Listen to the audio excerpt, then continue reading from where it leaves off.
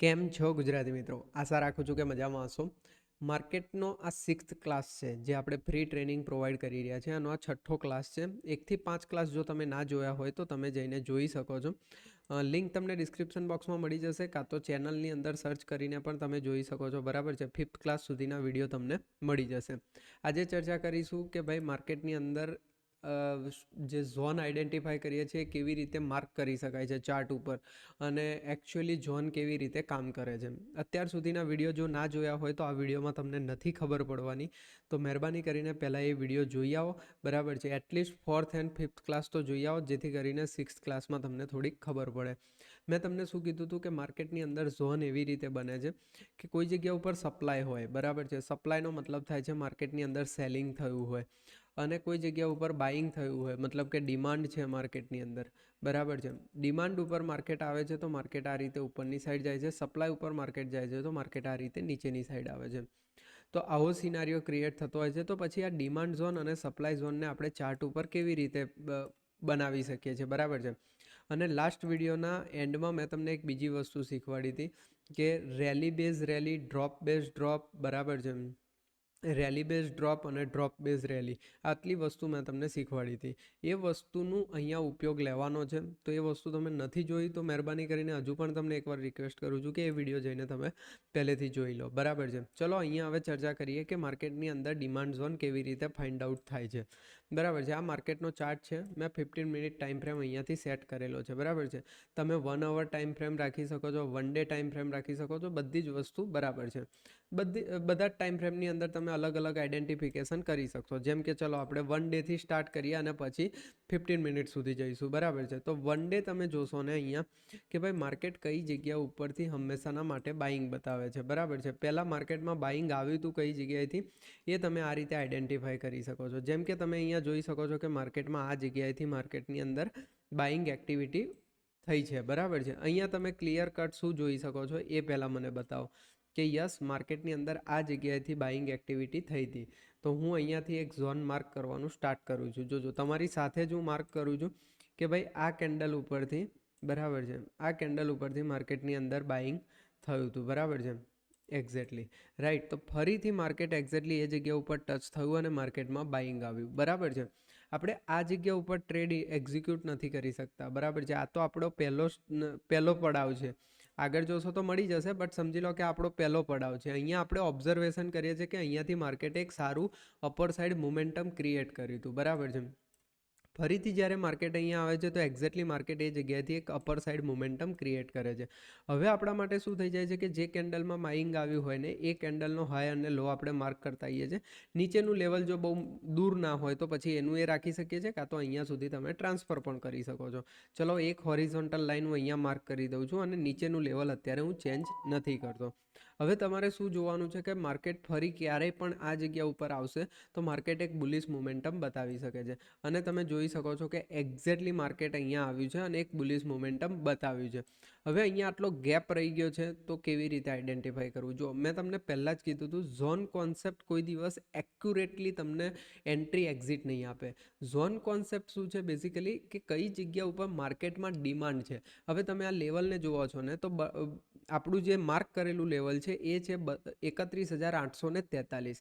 But 32,000 એક round level છે. તમે જુઓ કે 32,100થી ટચ થઈને માર્કેટ ગયું છે. તો 32,000 એક રાઉન્ડ લેવલ છે. એ ટાઈમે દરેક બાયરની એવી ઈચ્છા હશે કે ભાઈ 39,000થી માર્કેટ ફોલ થતું 32,000 આવ્યું છે તો બેસ્ટ પ્લેસ છે ખરીદવાનું.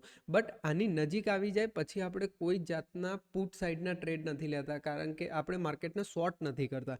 સમજી ગયા? હું એવું નથી કહેતો કે એક્ઝેક્ટલી માર્કેટ આ જગ્યા ઉપર કે આ જગ્યા ઉપર આવશે, બટ માર્કેટ આની આજુબાજુ આવવા લાગે છે ને પછી આપણે છે ને માર્કેટને મંદીની પોઝિશનમાં નહીં રાખીએ. અહીંયાથી આપણે તેજીની પોઝિશન બનાવી શકીએ છીએ. પોઝિશન તો આપણે ટ્રેન્ડ કોન્સેપ્ટ ઉપર બનાવવાની છે. ઝોન કોન્સેપ્ટ આપણને ખાલી આઈડિયા આપે છે કે કઈ જગ્યાએથી માર્કેટ રિવર્સ થઈ શકે છે. અને તમે અહીંયા એકચ્યુઅલી થોડુંક ઝોન કોન્સેપ્ટ ભણી લેશો ને એટલે ટ્રેન્ડ કોન્સેપ્ટ ભણી લેશો ને એટલે તમને ખબર પડશે કે એકચ્યુઅલી આ જગ્યા ઉપર એક રેન્જ બનેલી છે. તમે થોડી કેન્ડલ્સને અહીંયા માર્ક કરશો ને તો અહીંયા રેન્જ બનેલી છે, દેખાય છે, એક હાયર સાઈડ બનેલો છે, લોઅર સાઈડ સ્વિંગ બન્યો છે, એક બોક્સ બન્યું છે. તો બોક્સની હાયર સાઈડ પણ માર્ક કરવી બહુ જરૂરી છે. ઇવન તમે જોશો કે ફરીવાર અહીંયા કેન્ડલ ટચ થઈને એક સારી હેમર કેન્ડલ પણ અહીંયા બની છે. તો અપર રેન્જ તમે અહીંયા આરામથી માર્ક કરી શકો છો કે ભાઈ આ જગ્યા ઉપર. હવે આ ઝોનની વચ્ચે ક્યાંય પણ માર્કેટ આવે છે તો આપણે પુટ સાઈડ નહીં જઈએ, કોલ સાઈડ જઈશું કે નહીં જઈશું એ તો આપણો ટ્રેન્ડ કોન્સેપ્ટ ડિસાઇડ કરશે કે કઈ સાઈડ ટ્રેડ લેવાનો છે. બટ એટલીસ્ટ અહીંયાથી આપણે મંદીની પોઝિશન સાઈડ નહીં જઈએ, બરાબર છે. દરેક વસ્તુ ડોટ ટુ ડોટ કોઈ દિવસ કામ નથી કરતી, બટ એક પ્રોસેસ બનાવીને તમે કામ કરો છો તો જેથી કરીને તમે લોસ સાઈડ જતા અટકી જાઓ છો, બરાબર છે. તો અહીંયા તમે જોશો કે માર્કેટે પાછી એ ઝોનમાંથી ટચ કરીને ઉપરની સાઈડ મોમેન્ટમ આપ્યું છે. હવે આપણા માટે શું થઈ જાય છે કે આ કેન્ડલનો હાઈ માર્ક કરવો જરૂરી છે, કારણ કે એ કેન્ડલમાંથી બાઇંગ આવ્યું હતું. આ મારી એક પ્રોસેસ છે. હું એમ નથી કહેતો કે તમે આ જ હાઈ માર્ક કરો, આ હાઈ માર્ક ના કરશો. તમે તમારા રીતે બેક ટેસ્ટ કરી લેજો. હું એક પ્રોસેસને ફોલો કરું છું કે ભાઈ જે કેન્ડલથી બાઇંગ આવ્યું હોય એ કેન્ડલનો હાઈ અને લો હું માર્ક કરી લેતો હોઉં છું. તો મારા માટે શું થઈ જાય છે કે ભાઈ આ હાઈ અને આ લો હું માર્ક કરું છું અને ફરીવાર માર્કેટ એ જગ્યા ઉપર આવે છે, બાઇંગ બતાવે છે. પાછું માર્કેટ એ જગ્યા ઉપર આવે છે, પાછું માર્કેટ બાઇંગ બતાવે છે. સમજી ગયા? તો આ એઝ અ ઝોન કામ કરે છે. ડેલી ટાઈમ ફ્રેમમાં તમે જોઈ શકો છો. હવે તમે મને એમ કહો કે જ્યારે તમે આ રીતે ટ્રેડ કરો છો, બરાબર છે, આ વસ્તુને આધારે તમે ટ્રેડ કરો છો, તો તમે પહેલાં શું જોયું હતું કે ભાઈ આ જગ્યા ઉપરથી માર્કેટમાં બાઇંગ આવ્યું હતું. ફરીવાર અહીંયા માર્કેટ આટલે આવી ગયું. હવે તમને નહીં ખબર હોય તો કહું, માર્કેટની અંદર 90% લોકો ભૂલ શું કરે છે એ હું તમને સમજાવી દઉં છું, બરાબર છે. માર્કેટ ગેપ ડાઉન ખુલ્યું અને બિગ રેડ કેન્ડલ, મતલબ એક જ દિવસની અંદર માર્કેટ સારું એવું તૂટી ગયું. હું તમને પોઈન્ટ્સ કેલ્ક્યુલેટ કરાવું ને તો ગેપ ડાઉન સાથે તમે માર્ક કરશો ને તો એપ્રોક્સિમેટલી 1800 પોઈન્ટ, મતલબ કે એ ટાઈમના 5% માર્કેટ તૂટી ગયું. હવે 5% માર્કેટને તૂટીને માર્કેટની અંદર 95 નહીં 99% રિટેલર્સ મંદીની પોઝિશન ઘરે લઈને જશે. બટ એ જ માણસ, જે માણસ સમજતો હશે કે આ જગ્યા ઉપર તો ડિમાન્ડ ઝોન છે, આ જગ્યા ઉપર તો પ્રીવિયસલી માર્કેટ અપસાઇડ ગયું છે, એ માણસ કોલ લઈને જશે એવું નથી કહેતો હું તમને, બટ એ પુટ લઈને નહીં જાય. સમજી ગયા તમે? અહીંયા વસ્તુમાં તમે ડિફરન્સ સમજો. શું લઈને જવું છે એ તો આપણે પછી નક્કી કરીશું, બટ શું લઈને નથી જવાનું ને એ આપણે પહેલાં ડિસાઇડ કરવું પડશે. નહીંતર આપણે આ જગ્યા ઉપર આપણું કેપિટલ વાઇપ આઉટ થઈ જાય. કેમ વાઇપ આઉટ થઈ જાય એ પણ હું તમને સમજાવું છું. કે તમે જુઓ કે બીજા જ દિવસે કેટલી બિગ કેન્ડલ બની છે. તમે 300 રૂપિયાનું પ્રીમિયમ ઘરે લઈને ગયા હશો તો એ પ્રીમિયમ 10 રૂપિયાનું બીજા દિવસે થઈ ગયું હશે. કેટલા રૂપિયાનું? 10 રૂપિયાનું. સમજી ગયા ને તમે મારી વાતને? તો એ વસ્તુ અહીંયા એપ્લિકેબલ છે અને એમાં પણ જો એક્સપાયરી હોય તો 0 થઈ ગયું હોય. સમજી ગયા? એટલે હંમેશાના માટે આપણે આ વસ્તુ ભણીએ છીએ કે કઈ જગ્યા ઉપર કઈ વસ્તુ લઈને નથી જવા જેવી. તો આ જગ્યાએ આપણે ઝોન માર્ક કર્યો. આપણો ઝોન અત્યારે ચાલતો ચાલતો અહીંયા આવ્યો છે. અહીંયાથી માર્કેટમાં એક સારું એવું ડાયરેક્શનલ મોમેન્ટમ આવી ગયું. હવે જો વારે ઘડી આ ઝોને માર્કેટ નથી આવવાનું, મેં તમને કીધું પણ હતું કે સેલિંગ ઝોનનું બ્રેકઆઉટ થશે તો પછી એ બાઇંગ ઝોન તરીકે કામ કરશે, એક્સેટ્રા એક્સેટ્રા. એ થિયરી પણ આપણે આગળ સેલિંગ ઝોનમાં જોઈશું. સેલિંગ ઝોન પણ તમને જો અહીંયા બતાવું તો માર્કેટમાં એક્ઝેક્ટલી આ જગ્યા પરથી સેલિંગ આવ્યું હતું, એનું બ્રેકઆઉટ થયું તો એઝ અ બાઇંગ ઝોન એ જગ્યા ઉપરથી બાઇંગ આવ્યું. પછી આ એક સેલિંગ ઝોન બન્યો, સેલિંગ ઝોનથી પાછું સેલિંગ આવ્યું. તો આ સેલિંગ ઝોનને માર્ક કરશો તો એક્ઝેક્ટલી એ જ સેલિંગ ઝોનથી પાછું સેલિંગ આવ્યું છે, બરાબર છે. હંમેશાના માટે છે ને ડિમાન્ડ ઝોન વધારે બ્રેકઆઉટ થશે કે સેલિંગ ઝોન વધારે બ્રેકઆઉટ થશે. કેમ? કારણ કે માર્કેટની ફિતરત છે ઉપર જવાની. સમજી ગયા તમે? માર્કેટ હંમેશાના માટે વધવાનું જ છે. તો જેટલા તમને ડિમાન્ડ ઝોનના બ્રેકડાઉન દેખાય ને એ થોડા ઓછા દેખાશે, સેલિંગ ઝોનના બ્રેકઆઉટ તમને વધારે દેખાશે, કારણ કે માર્કેટની ફિતરત છે ઉપર જવાની. સમજી ગયા તમે? લોંગ ટર્મમાં માર્કેટ ઉપર જ જવાનું છે એટલા માટે. એટલે તમે અહીંયા જોયું કે અહીંયા એક સેલિંગ ઝોન બન્યો હતો, આ રીતે આ સેલિંગ ઝોન બન્યો હતો. અહીંયા માર્કેટ આવ્યું, થોડુંક રિએક્શન કર્યું, અહીંયા તમે દેખશો તો રિએક્શન કર્યું, પછી બ્રેકઆઉટ આપી દીધું. ઇવન તમારો ટ્રેડ હશે, સ્ટોપ લોસ હિટ થયો હશે, એ બધી જ વસ્તુ છે અહીંયા. ઇવન તમે અહીંયાથી હું તમને બતાવું ને તો તમને સારા એવા ટ્રેડ્સ પણ મળ્યા છે. ચલો જોડે જોડે આપણે સેલિંગ ઝોન પણ જોઈ લઈએ, જેથી કરીને આપણને કોઈ કન્ફ્યુઝન ના રહે. તો હું આ રીતે માર્ક કરું છું, બરાબર છે. અહીંયાથી તમે જુઓ છો કે માર્કેટમાં ફોલ આવ્યો, ફરીથી માર્કેટ એ જગ્યાએ જાય છે, નેગેટિવ કેન્ડલ બનાવે છે. હવે તમે અહીંયા મને એમ કહો કે આટલી બુલિશ કેન્ડલ બન્યા પછી કેટલા બધા લોકોએ ખરીદદારી કરી હશે માર્કેટની અંદર? કેટલા લોકોએ? 99.99% લોકોએ. 1000માંથી એક જ મૂર્તિઓ એવો હશે જે એમ વિચારતો હશે કે અહીંયા સેલિંગ ઝોન છે, એને આ વસ્તુનું નોલેજ હશે. અને અહીંયાથી તમે જુઓ કે માર્કેટે શું કર્યું છે બીજા દિવસે. સમજી ગયા તમે? હવે ફરીથી માર્કેટ, ચલો અહીંયાથી તમે ટ્રેડ લીધો, તમને પ્રોફિટ થઈ ગયો, પાછું માર્કેટ એ જગ્યા ઉપર આવે છે. હવે આપણા માટે શું થઈ જાય છે? આ ઇમ્પોર્ટન્ટ થઈ જાય છે. પાછું માર્કેટ ટચ કરે છે, માર્કેટ બ્રેકડાઉન આપે છે, બરાબર છે. ફરીથી ધીરે ધીરે ધીરે ધીરે ધીરે ધીરે ધીરે માર્કેટ એ જગ્યા ઉપર જવાનો ટ્રાય કરી રહ્યું છે, બરાબર છે. અહીંયા જાય છે, આ એકચ્યુઅલી તમે આ કેન્ડલનો પણ લો પકડશો ને, બહુ મોટો ઝોન થઈ જાય છે, બટ તમે જોશો કે અહીંયા આવીને પાછું માર્કેટ થોડા ફોલ આપી રહ્યું છે. અહીંયા આપણે શું કરીશું, કોલ સાઈડ નહીં જઈએ. સમજી ગયા તમે? કેમ? કારણ કે આપણા સેલિંગ ઝોનની આજુબાજુ છે. જેટલા લોકો કોલ સાઈડ જતા હશે, જો અહીંયા કોલ સાઈડ ગયા હશે, ટ્રેપ થઈ ગયા બીજે દિવસ, કોલ સાઈડ ગયા, ટ્રેપ થઈ ગયા, કોલ સાઈડ ગયા, ટ્રેપ થઈ ગયા. સમજી ગયા તમે? એટલે જે પોઝિશનલ ટ્રેડ કરે છે એ લોકો આ જગ્યા ઉપર શું થતા હશે, ટ્રેપ થતા હશે. ગ્રીન કેન્ડલ જોઈને શું કરી જશે કે ભાઈ બીજા દિવસ માટે કોલ બાય કરી જશે, કાં તો પુટ સેલ કરીને જશે, માર્કેટ બીજે દિવસ રેડ કેન્ડલ બનાવી દેશે. તો આ વોર્નિંગનો પ્લેસ આપણા માટે થઈ ગયું. પછી તમે જુઓ કે ધીરે ધીરે ધીરે ધીરે માર્કેટે શું કર્યું કે આપણા ઝોનને બ્રેકઆઉટ કરી નાખ્યું. હવે બ્રેકઆઉટ કરે છે ઇમિડિયેટ એમ પણ આપણે એક્શન નથી લઈ લેવાની કે કોલ સાઈડ જઈએ. માર્કેટને એ ઝોનને એકાદ વાર ટેસ્ટ થવા દો. જો ટેસ્ટ થયો છે પછી જે બ્રેકઆઉટ આવ્યું એમાં આપણે બાઇંગ કરી શકીએ છીએ, કારણ કે અત્યાર સુધી જે સેલિંગ ઝોન હતો એ હવે ડિમાન્ડ ઝોન બની શકે છે. અને માર્કેટે આ જગ્યાએથી બ્રેકડાઉન.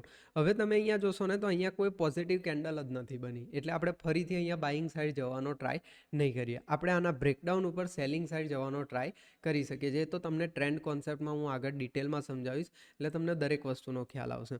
તમે હવે જોયું કે ભાઈ યસ, હવે આની ચર્ચા પૂરી થઈ ગઈ છે આ જગ્યા ઉપર, અને એક બીજો સેલિંગ ઝોન બને છે આ કેન્ડલ ઉપર. દેખાય છે તમને? આ કેન્ડલ ઉપર સેલિંગ ઝોન બની રહ્યો છે. હવે જોશો કે આ કેન્ડલમાં સેલિંગ આવ્યું છે, બરાબર છે, બટ આ બહુ જ મોટું થાય છે, તો હું અહીંયા ખાલી લેવલ માર્ક કરી લઉં છું કે આ યસ, આ લેવલ આ કેન્ડલમાં સૌથી હાઈએસ્ટ સેલિંગ છે. દેખાય છે તમને? જે રેડ કલરની કેન્ડલ છે, એટલા માટે મેં અહીંયા લેવલ માર્ક કર્યું છે. ટચ થયું છે માર્કેટ, રેડ કલરની કેન્ડલ બનાવે છે. આપણા ટ્રેન્ડ કોન્સેપ્ટ અનુસાર આપણને એન્ટ્રી મળવી જોઈએ. આમાંથી આપણે શું કરવાનું, શું શીખવાનું શું છે કે આવી બિગ પોઝિટિવ કેન્ડલ્સ જોઈને કોલ લઈને નથી જવાનું. બસ ઇમ્પોર્ટન્ટ શું છે, કોલ લઈને નથી જવાનું. શું ટ્રેડ કરવાનું છે એ તો આપણને શીખવાડશે ટ્રેન્ડ કોન્સેપ્ટ. પછી તમે જોયું ટચ થયું, ફોલ થયો. હવે આ કેન્ડલનો લો આપણે માર્ક કરી લઈશું, જે કેન્ડલથી સેલિંગ આવ્યું છે, બરાબર છે. એક્ઝેક્ટલી ટચ થયું, ફોલ થયો, બરાબર છે. અહીંયાથી બાય થઈ રહ્યું છે, અહીંયાથી ફોલ થઈ રહ્યું છે. હવે જોઈએ ફરી માર્કેટ અહીંયા આવ્યું, ગેપ અપ કરીને જ બ્રેકઆઉટ કરી નાખ્યું, બરાબર છે. તો પણ આપણે કોલ લઈને નહીં જઈએ, ભલે માર્કેટ ઉપર જતું, કોલ લઈને નહીં જઈએ. આપણે શું વિચારીશું કે આ જગ્યાએથી માર્કેટ સેલિંગ કરી શકે છે, બરાબર છે, એટલે કોલ લઈને નહીં જઈએ. અને તમે જોયું કે ફરીથી માર્કેટ એ જગ્યાએથી કેવું શાનદાર સેલિંગ બતાવે છે, બરાબર છે. આ વસ્તુની એક્યુરસી જેટલો ટાઈમ ફ્રેમ હાયર હશે ને એટલી વધારે આવશે. કેમ? કારણ કે હંમેશા માર્કેટ ડિમાન્ડ એન્ડ સપ્લાય ઉપર કામ કરતું હોય છે. ફાઇનલી અહીંયાથી સેલિંગ આવ્યું, પાછું માર્કેટ રિકવર કરતું હવે અહીંયા આવી જાય છે ને, એટલે આપણે સિમ્પલ શું કરીએ છીએ, ચલો પુટ લઈને નથી જતા પણ કોલ લઈને નહીં જઈએ. સમજી ગયા તમે? કોલ નેકેડ બાય કરીને નહીં જઈએ. હું ઓપ્શન બાયર છું એટલે દરેક એક્ઝામ્પલ એઝ અ બાયર આપું છું, બરાબર છે. પછી તમે જુઓ કે એનું બ્રેકઆઉટ આવી ગયું, as a buying zone react કરશે, પાછું માર્કેટ આવ્યું, બાઇંગ ઝોન તરીકે રિએક્ટ કર્યું. તો આ રીતે ઝોન કામ કરતા હોય છે. મેં તમને A to Z વસ્તુ સમજાવી દીધી. જે વસ્તુ અહીંયાથી તમે જુઓ કે એઝ અ બાઇંગ ઝોન કામ કર્યું છે, હવે આપણા માટે બાઇંગ ઝોન આ બની ગયો છે. અહીંયાથી તમે જુઓ, આગળ જશો છે, ક્યાંકનું ક્યાંક તો ટચ તમારો ઝોન થતો જ હશે. સમજી ગયા? એટલે તમે શું કરશો કે આટલો ફોલ થઈ જાય ને પછી તમે પુટ લઈને નહીં જાઓ. મેક્સિમમ લોકો આ જગ્યા ઉપર ટ્રેપ થાય છે. 3-4 નેગેટિવ કેન્ડલ જોશે અને એમને એમ થઈ જાય છે કે હવે માર્કેટ ક્રેશ થઈ જશે, અને એ લોકો 300-400 રૂપિયાવાળા પ્રીમિયમ ડબલ થવા, ટ્રિપલ થવા માટે બાય કરીને જાય છે ઓવરનાઇટ, અને બીજા દિવસે એમને લોસ થઈ જતો હોય છે. થોડો પ્રોફિટ બતાવશે પછી મોટો લોસ થઈ જશે.